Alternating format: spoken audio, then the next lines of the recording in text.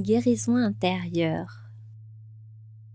Bienvenue dans le podcast qui vous accompagne à transformer votre relation à la mort et à la maladie longue pour faire émerger tout votre potentiel de guérison. Le fil de la vie forme des boucles à l'infini. À travers vos témoignages, vos partages, je mets en écho ces boucles et vos récits pour servir notre éveil à la vie. Nous parlons de nos doutes, de nos peurs, de ce qui nous donne confiance, de ce qui nous nourrit, de notre parcours de résilience. Comment traverser le plus sereinement possible notre vie, quelles que soient nos épreuves? Comment trouver la force d'avancer? Comment arrêter de ressasser? Comment tisser notre nouveau maillage intérieur avec les fils que l'on récupère en chemin?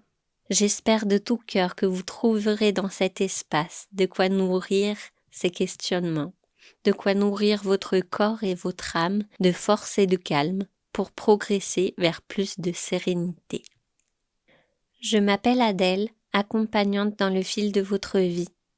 Ma mission est de vous permettre d'ouvrir plus de place à la légèreté, au calme et à l'apaisement dans ces périodes de tumulte. Pas à pas, vous apprendrez à apprivoiser la peur et la maladie afin de pouvoir vivre et évoluer avec. Aujourd'hui, nous allons aborder un thème tout particulier au travers l'interview d'Emmanuel qui a monté son entreprise Sérénité Expertise il y a maintenant plus d'1 an.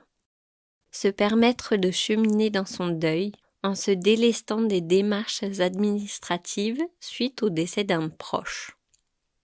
La dernière chose que l'on ait envie de faire lors du décès d'un proche, c'est bien de se plonger dans les papiers et d'amorcer les longues démarches de l'héritage, des fermetures de comptes, des questions concernant la maison, les affaires à trier. Certains vont avoir besoin de faire le vide, d'autres un grand besoin de se remplir. Avant d'interroger Emmanuel sur son activité, j'avais envie pour cet épisode de vous lire un extrait du livre de Thich Nhat Hanh, « Il n'y a ni peur ni mort ». Un très beau livre qui fait circuler en nous les images et l'énergie de la non-dualité de la sagesse bouddhiste. Pour l'écouter, vous pouvez fermer les yeux ou pas. Voilà, permettez-vous de prendre comme vous avez envie de le prendre.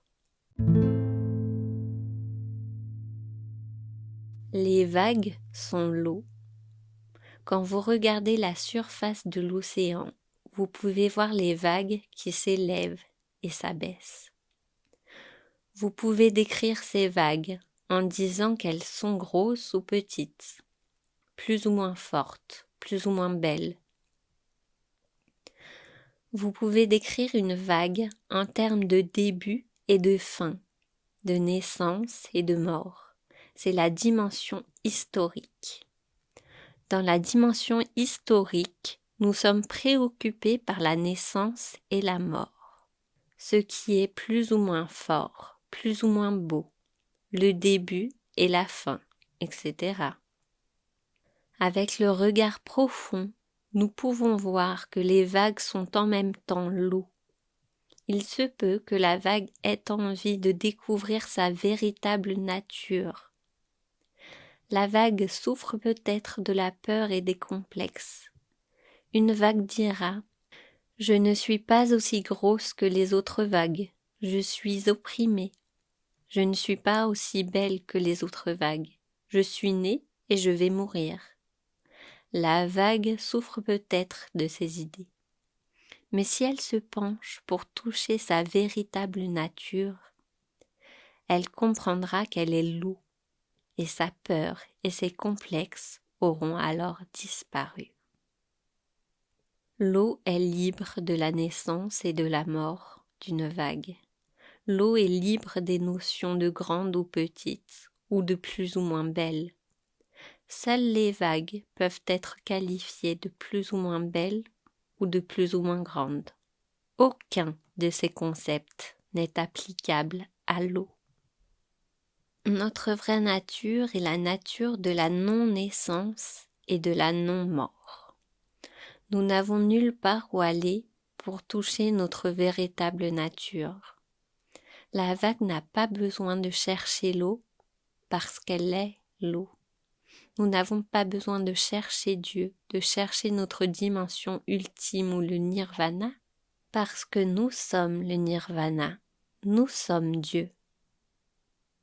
Vous êtes ce que vous cherchez, vous êtes déjà ce que vous voulez devenir. Vous pouvez dire à la vague, « Ma chère vague, tu es l'eau, tu n'as pas besoin de chercher l'eau. Ta nature est la nature de la non-discrimination, de la non-naissance et de la non-mort, du non-être et du non-non-être. Prenez le temps de regarder profondément en vous-même de manière à reconnaître que votre nature est la nature de la non-naissance et de la non-mort. C'est ainsi que vous accéderez à la liberté et à la non-peur. Cette méthode de pratique va vous aider à vivre sans peur et à mourir en paix et sans regret. Si vous avez un chagrin profond, si vous avez perdu un être cher, si vous êtes hanté par la peur de la mort, de l'oubli ou du néant, commencez à pratiquer cet enseignement. Et si vous pratiquez bien, vous serez capable de regarder le nuage, la rose, le caillou ramassé par votre enfant avec les yeux du Bouddha. Vous allez toucher la nature de la non-naissance, de non-mort, de sans venir et sans partir de la réalité. Cela vous libérera de la peur, de l'anxiété et du chagrin. Vous aurez alors en vous une paix qui vous rendra fort, stable et souriant face aux événements. Et en vivant ainsi, vous pourrez aider beaucoup de gens autour de vous.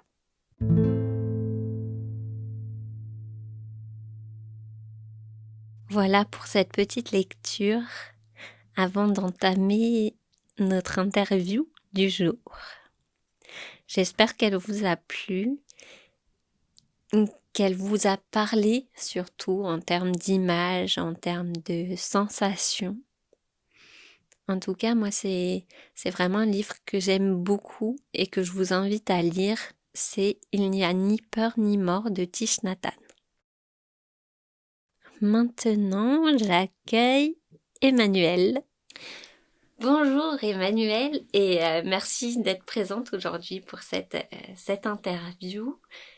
Donc ce que je voulais te demander aujourd'hui, c'est finalement qu'est-ce que vous proposez dans Sérénité Expertise comme démarche? Bonjour Adèle, déjà merci pour ton invitation.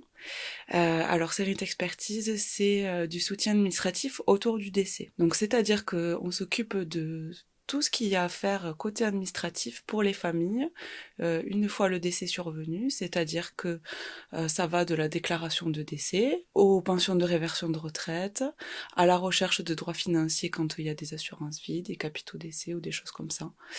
Ça nous est arrivé aussi de faire des états des lieux d'appartements quand les familles sont pas sur place. Voilà, c'est vraiment tout ce qui va survenir après un décès pour les familles. D'accord. Et du coup, est-ce que tu veux dire que il y a des choses des fois auxquelles on pense pas du tout, que vous amenez à prendre conscience en fait, je sais pas. Oui, tout à fait. Alors nous, on a l'habitude, donc on sait vraiment tout ce qu'il y a à faire, on sait par où il faut passer, la façon dont il faut s'adresser aux instances. Et pour te citer un exemple, j'ai une de mes clientes chez qui je suis allée à la base juste pour faire la déclaration de décès, et elle me dit: Ah, mais je n'ai pas droit à une pension de réversion parce que j'ai trop de revenus. Et je lui ai dit: Mais si, vous avez droit à une pension de réversion, donc heureusement qu'elle a fait appel à moi, parce que sinon, elle aurait pas eu sa pension de réversion, en plus qui était assez élevée. Donc il faut essayer de chercher, et c'est vrai qu'en passant par nous, on n'oublie rien. D'accord, mais ça c'est vraiment une bonne idée parce que c'est vrai que souvent, bon, on est submergé déjà par les émotions, tout ça, on n'est pas forcément en capacité de traiter tout ça, puis on ne sait pas en fait. C'est souvent qu'on on sait pas, donc voilà. Si vous, vous savez, c'est vrai que c'est assez bien de faire appel à vous. Et la question que je voulais te poser, c'est comment finalement t'en es arrivé là? Vous en êtes arrivé là parce que vous êtes deux du coup, avec Blandine. Qu'est-ce qui a déclenché cette idée de d'accompagner dans les démarches au deuil? Alors, je vais te faire une petite confession. Donc, l'idée, elle vient pas de moi. L'idée, elle vient de Blandine, donc qui est mon associée. Blandine a perdu son papa très jeune, hein, et sa maman a été complètement submergée par les démarches administratives. Du coup, c'est elle qui a dû s'occuper de tout. Et elle n'a pas du tout trouvé d'aide dans ce moment-là.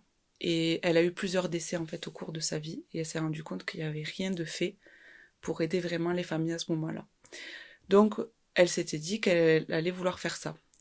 On est toutes les deux préparatrices en pharmacie de formation, et on s'est rencontrées à la pharmacie. Et moi, c'est vrai que ce métier-là ne me plaisait pas et que j'envisageais de l'arrêter. Et on s'est très bien entendues toutes les deux. Et du coup, elle m'a proposé de m'associer avec elle. J'ai mis un temps de réflexion parce que c'est vrai que la mort, ce côté-là, c'est assez tabou. Et après donc un long moment de réflexion, je lui ai dit oui. Et c'est de là qu'est partie Sérénité Expertise. Moi, j'ai arrêté du coup mon travail pour me lancer dans l'entreprise et Blandine est toujours, elle, à la pharmacie, le temps qu'on puisse en vivre à deux. C'est tout nouveau en fait, c'est un métier qui n'existe pas, si? Alors, on peut pas dire que on est les précurseurs en France de ce métier. Il y en a qui ont peut-être essayé de le faire avant nous, mais qui ont pas tenu aussi longtemps, ça c'est sûr, et qui le faisaient pas aussi poussé que ce que nous on le fait. Voilà, parce que nous vraiment, on se déplace à domicile. En plus, on est aide à la personne, donc c'est-à-dire que nos clients ont 50% de crédit d'impôt puisqu'on se déplace chez eux. On est une assistance administrative à domicile. Voilà, donc c'est vrai que la façon dont nous on fait notre métier, c'est quasiment sûr et certain qu'on est les seuls à faire ça ici. D'accord. Et donc, ben là, j'en viens, oui, à parler un peu de notre rassemblement et pourquoi j'ai invité Emmanuel à partager son activité avec nous aujourd'hui. C'est qu'on est en création d'un pôle mortel, en fait, qui rassemblerait tout plein de corps d'activités, de métiers, de professionnels qui accompagnent finalement le deuil, la fin de vie, la maladie, les démarches au deuil, même jusqu'à la cérémonie mortuaire. Voilà, pour faire vivre de nouvelles façons, de nouveaux modes d'accompagnement dans ce domaine. Bientôt, on lancera un crowdfunding sur ce pôle mortel. Voilà, est-ce que tu peux nous en dire un peu plus? Cette idée de Paul Mortel, en fait, c'est pour un petit peu détabouiser la mort. Euh, Aider ceux qui gravitent autour de la mort, ou même ceux donc, qui sont en fin de vie, comme tu dis, ou les familles une fois la mort passée, voilà, pour les aider à faire leur deuil, à avancer. Pour le crowdfunding, donc ça sera normalement sur la plateforme Ulule. On va demander des sous pour pouvoir ouvrir notre pôle mortel à Gaillac. La somme qu'on va demander, ça va recouvrir en fait un an de loyer, de charges, de matériel de bureau, pour faire la décoration, en fait, pour aménager notre site à des donateurs bienveillants ou qui sont touchés par ce qu'on va faire. Il vous faut aller voir une fois que la plateforme sera... Enfin, une fois que le crowdfunding sera mis en place. Et même tous vos partages seront les bienvenus. N'hésitez pas vraiment à faire grandir ce cercle pour détabouiser voilà, ces sujets-là parce que c'est vraiment très important qu'on avance dans notre société par rapport à ces questionnements. Voilà. Merci beaucoup Emmanuel pour cette interview. Est-ce que tu as envie d'ajouter quelque chose, une petite phrase, un petit mot de fin ou pas? Ou est-ce que tu penses que qu'on a fait le tour? Euh, Je voulais déjà te remercier de m'avoir invité pour ton podcast. Et ensuite, j'espère que tout ce qui gravite autour de la mort va s'ouvrir à la vie. Merci. Donc dans cet épisode, j'ai fait un peu à l'envers. C'est-à-dire que je vous ai fait une petite lecture en début. D'habitude, je mets plutôt la petite lecture, le petit exercice à la fin. Aujourd'hui, voilà, je vous laisse simplement sur cette note, sur cette touche, cette interview et, et sur ce nouveau projet, voilà, en train de naître du pôle mortel, en train de se monter à Gaillac. Donc, je vous mets tous les liens de description. Je vous invite vraiment à partager au maximum ce podcast, à faire grandir le cercle de l'écoute, de la bienveillance, de briser le tabou autour de tout ce qui touche à la mort pour pouvoir vivre en paix, vivre serein. Voilà, je vous invite à mettre des petites étoiles sur mon podcast. Je vous invite à suivre et à participer à la campagne Ulule qu'on a lancée et dont vous avez le lien en description. Merci beaucoup pour votre écoute. J'attends toujours vos retours, vos partages qui me nourrissent et font grandir mon podcast pour vous servir toujours mieux. Je vous souhaite une très belle journée et je vous dis rendez-vous dans 2 semaines pour le podcast avec Caroline Leflour, humoriste, auteur, psy, qui nous parlera de son parcours de résilience, de son spectacle, de la chauve-souris. On parlera de comment la création peut nous aider à guérir. À très bientôt.